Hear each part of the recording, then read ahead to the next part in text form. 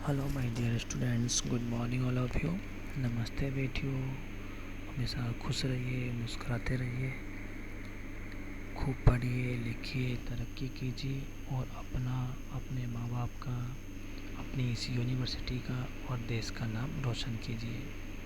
My self ABN Pushpendra Bhardwaj, assistant professor, department of education, Jyoti Vidyapeeth women's university Jaipur.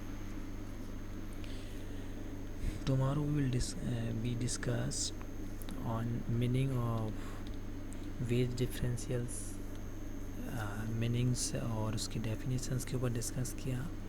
आज हम discuss करते हैं significance of wage differentials, importance, इन सब के ऊपर डिस्कस करते हैं आज।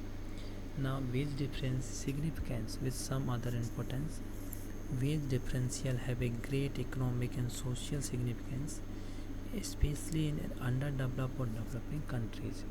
डेवलपिंग कंट्रीज और अंडर डेवलप कंट्रीज होती है, उनमें क्या वेज डिफरेंशियल्स का अलग इकोनॉमी में अलग ही सिग्निफिकेंस होता है, इकोनॉमिक और सोशल सिग्निफिकेंस होता है। क्योंकि उनके पास एक तो रिसोर्सेज कम होते हैं, सबको सेम वो वेजेज नहीं प्रोवाइड कर सकते।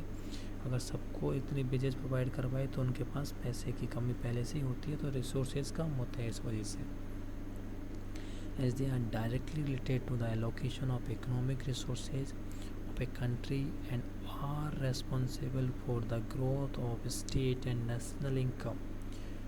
तो डायरेक्टली रिलेटेड किससे है? ये जो अपनी वेजेज है डिफरेंशियल डायरेक्ट रिलेटेड है एलोकेशन ऑफ रिसोर्सेज से। तो एलोकेशन ऑफ रिसोर्सेज क्या डेवलपिंग कंट्री और अंडर डेवलप कंट्रियों में क्या पहले से कम होते हैं।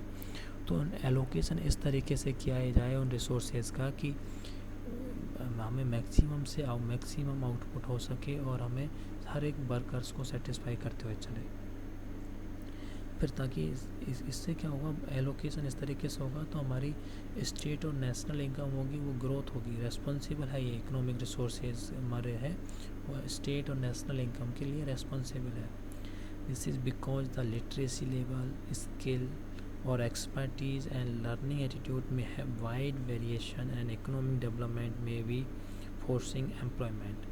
तो ये जो लिटरेसी रेट है, देखो अभी मैं लिटरेसी रेट की बात करूँ तो हमारे केरला में जाए तो 92+ लिटरेसी रेट है वहाँ, और हमारे राजस्थान की बात करें 70-75 के बीच में है हमारी लिटरेसी रेट। इसी तरीके से बिहार की जाए तो वहाँ 60 से भी कम है शायद। तो इस लिटरेसी रेट भी डिपेंड करती है कि डिवेलेट भाई गधे घोड़े को बराबर किया जा सकता है क्या, नहीं किया जा सकता। तो ये बात है, स्किल्स की बात होती है, एक्सपर्टीज़ की बात होती है। तो ये है वेरिएशन इकोनॉमिक डेवलपमेंट में भी फोर्सिंग एम्प्लॉयमेंट। ये सब क्या होते हैं, इकोनॉमिक डेवलपमेंट के लिए तो वेरिएशंस होते हैं, जो ये सारे वेरिएशंस हैं। तो इकोनॉमिक डेवलपमेंट तो अफेक्ट होता ही है, साथ में एम्प्लॉयमेंट भी अफेक्ट होता है, ये सारे रिलेटेड होते हैं। ठीक है। Now secondly, doing the same job with differences in competence, confidence and quality consciousness may alter the cost of product and service and so the cost of the worker.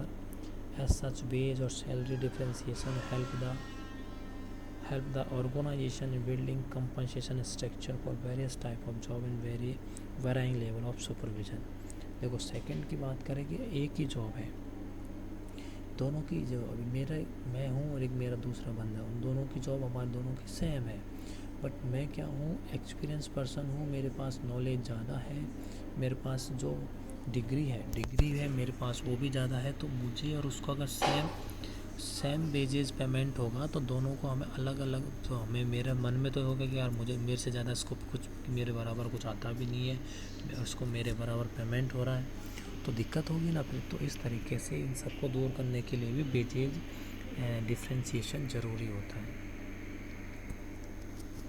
Importance देखें अब इसके कुछ other importance की बात करें।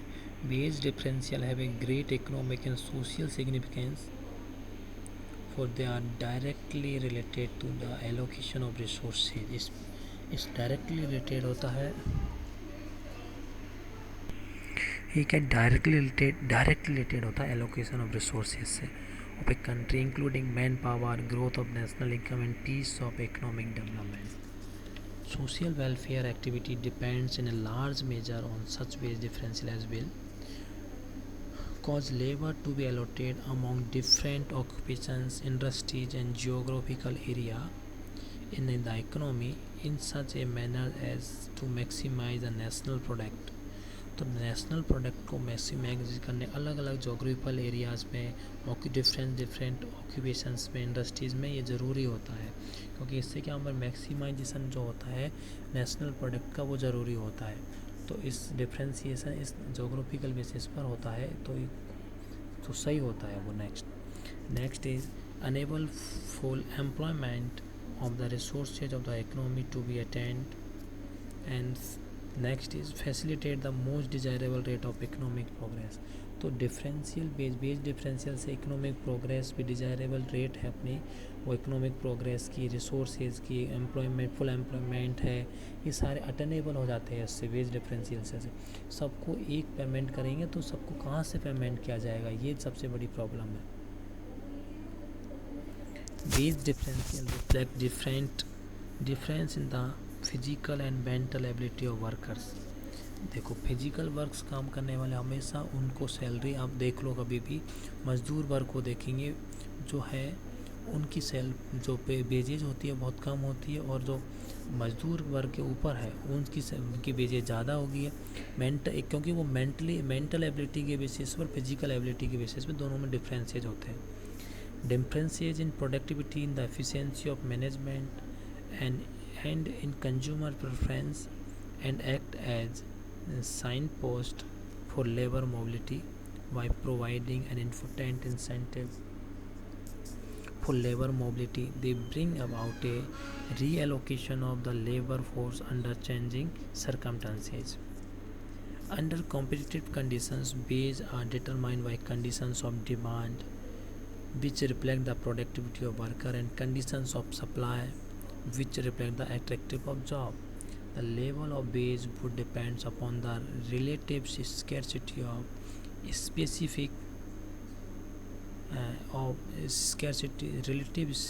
of supply in relation of demand. Scarcity differential, which may be due to specific skills and mental ability, produce base differentials, and as long as the former is inevitable, the latter too would be so। तो competitive जो condition से उनकी बात करें तो wages determination होता है वो डिमांड की कंडीशंस पर देखा जाता है कि मार्केट में डिमांड कितनी है। मार्केट में वर्कर्स की डिमांड ज़्यादा है तो वेजेस ज़्यादा होगी, और मार्केट में डिमांड कम है वर्कर्स की तो वेजेस का डिटर्मिनेशन कम होगा।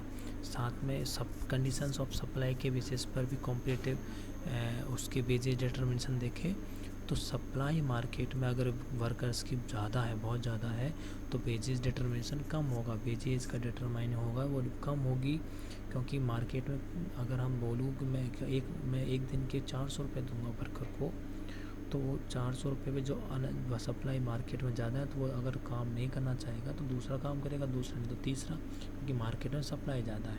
अगर मार्केट में सप्लाई कम होगी, ऊपर से नीचे गिर जाती है सप्लाई, इट्स मीन जो वेजेस डिटर्मिनेशन होगा वो कम होगा, क्योंकि मार्केट में सप्लाई कम हो जाती है तो मार्केट में वेजेस डिप्रेशन होता है वो इंक्रीज़ होगा, क्योंकि मार्केट में सप्लाई कम हो जाएगी। तो ये इसकी जो डिमांड है और जो सप्लाई है दोनों एक दूसरे के अपोजिट चलते हैं, ठीक है।